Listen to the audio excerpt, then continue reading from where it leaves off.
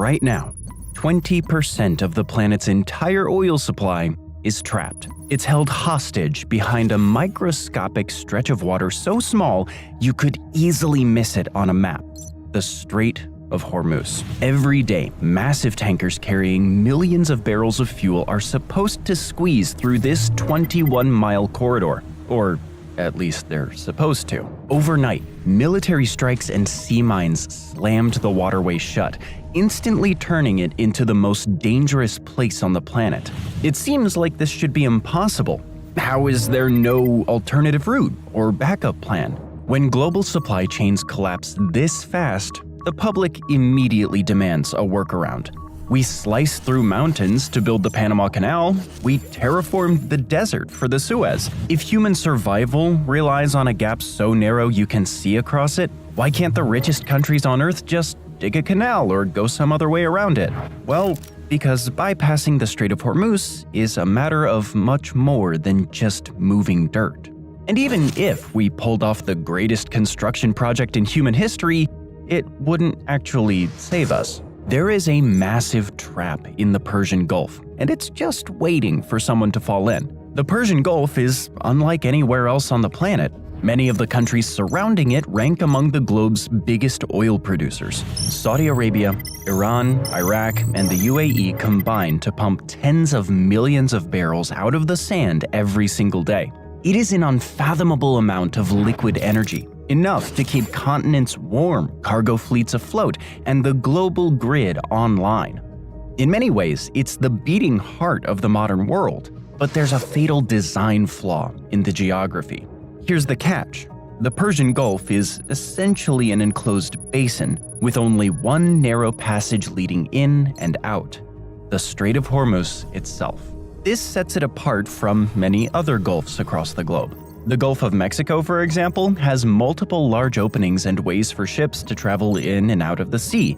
Between Florida and Cuba, for example, or between Mexico and Cuba, on into the Caribbean Sea and the Atlantic Ocean beyond.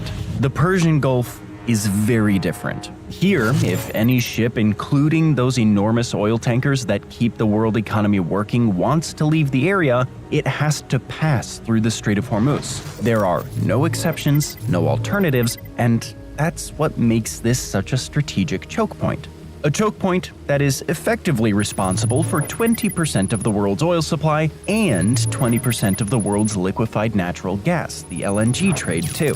To make matters worse, the strait isn't just narrow, it's also very tightly controlled. All vessels passing through this stretch of water have to travel along a pair of shipping lanes, one for outbound traffic and another for incoming traffic, each just 2 miles wide and separated by a 2-mile wide meridian. Iran knows these lanes well. It knows precisely which paths vessels will take, and it knows exactly how to disrupt them too. It doesn't even need to block the entire strait. It can simply focus on those slender shipping lanes, cutting off a huge fraction of trade literally overnight. And that's exactly what they did. Facing the threat of mines, missiles, drones, and more, many vessels stopped traveling through the Strait of Hormuz. Companies didn't want to take the risk of putting such expensive assets as well as the lives of dozens of crew members in jeopardy, and insurers were far less willing to offer coverage for any ships that intended to make the journey. As a result, oil prices skyrocketed, and entire continents' economies moved a big step closer to an unprecedented, once-in-a-generation crisis. You know, the kind that have happened at least 4 times in my own generation. And all because of one strip of water. Naturally, the first question is, so why can't we just go around it? After all, we've done similar things before. For centuries, geography held global trade hostage. In times gone by, ships would have to sail all the way around Africa, traveling literally thousands of miles in the process and spending weeks at sea just to carry cargo between Europe and Asia.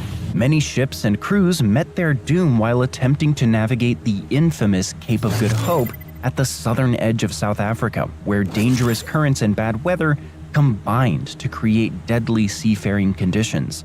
There was piracy, too. with countless cases of ships being attacked or hijacked and cargo stolen. But for centuries, this route was quite literally the only viable option for getting ships from one side of Africa to the other, until people did something about it. In 1869, after 10 long years of construction and terraforming the desert, the Suez Canal opened up, linking the Red Sea and the Mediterranean Sea, and providing a new passageway around the African continent. It cut thousands of miles and entire weeks off routes and delivered an unprecedented, incalculable boost to international trade.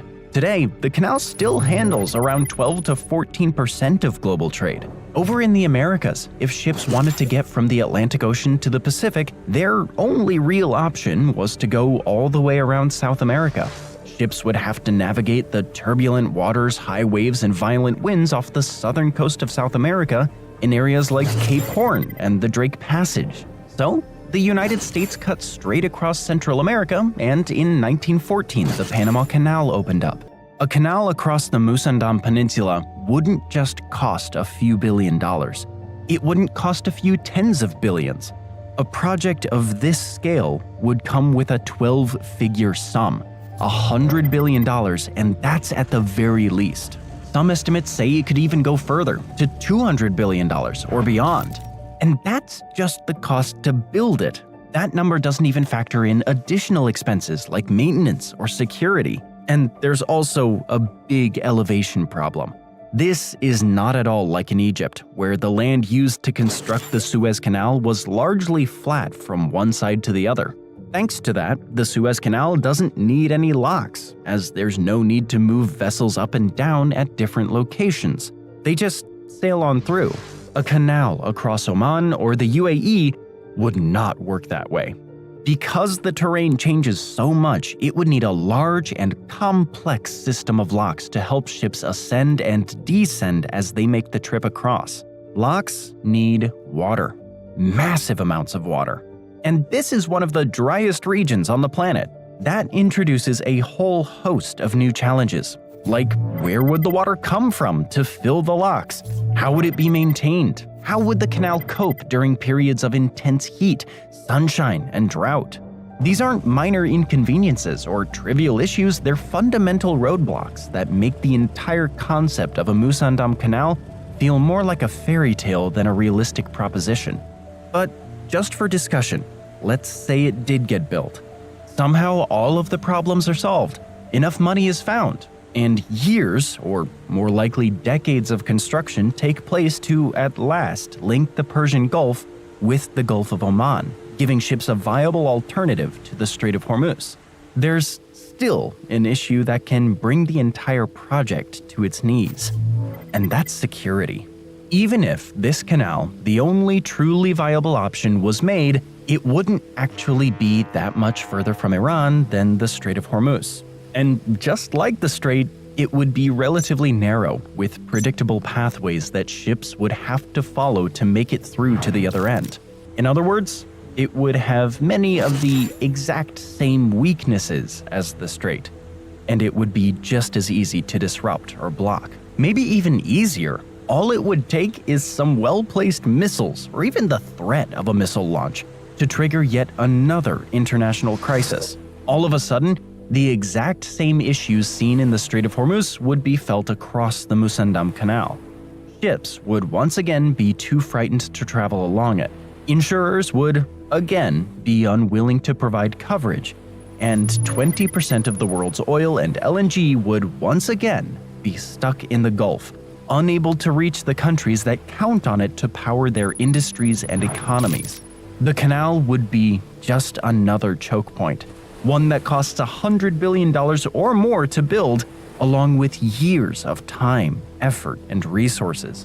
When the math on a $100 billion canal breaks down, the public points to the question, why use ships at all? Why not just pump the oil over land through massive pipelines directly to the Red Sea, or other major bodies of water, or even into European countries directly? There is already an extensive network of pipelines like these in place, leading out of countries like Saudi Arabia and the UAE.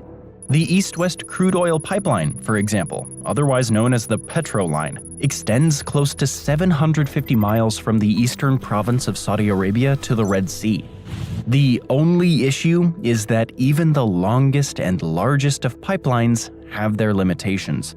The very biggest only move oil at rates comparable to a handful of large tankers per day. And when conditions are good, there's over 100 tankers per day going through the strait. So they can't compete with the sheer volume of oil that ultra-large crude carrier tankers can carry. They're also very expensive to build, expand, and maintain, and are highly vulnerable to attacks or sabotage. They can help, but they can't be relied on to simply replace the oil sea trade. That's why the Strait of Hormuz is so valuable. Because despite some ambitious ideas and interesting hypothetical projects, there really is no alternative.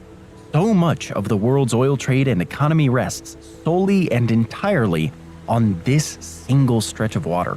And there's really very little we can do to change that.